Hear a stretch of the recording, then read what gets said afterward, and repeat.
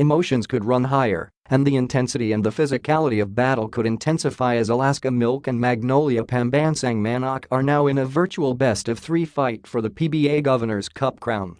Tied after 4 matches, the aces in the Hotshots are only expected to go harder at each other as they dispute the go-ahead win in Game 5 of the best-of-7 series at the Smart Araneta Coliseum Friday. Both teams said there's no turning back from the fight even as blood is spilled, a punch thrown, and sanctions handed out after Game 4, where the aces pulled off a 90-76 win to tie the series at 2 games apiece. Romeo Travis had to be treated for a nasty cut on the nose bridge in the second half, and the Hotshots felt missing their import for a crucial stretch took its toll on them.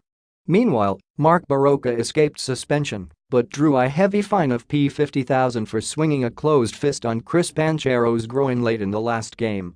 Alaska coach Alex Compton also incurred a fine of $20,000 for continuing to discuss officiating with the media and not with the PBA technical committee.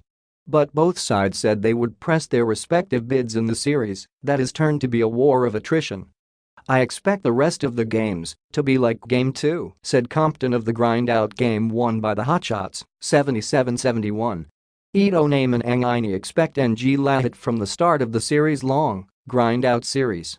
We just have to stay tough," said Magnolia coach Chito Victorero. With the sanctions and the reprimands issued by League Commissioner Willie Marshall after Barocca's cheap shot, the two are expected to stick to playing amazing pressing battle. "It feels like playing college basketball intensity 19-year-old guys pouring it all," said Compton. "How many times you see two teams playing full-court basketball when we're on the 14th month of the season?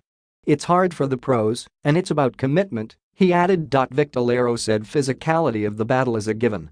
He feels it's now more of a mental thing. We have to stay positive, and we have to stay together, he said.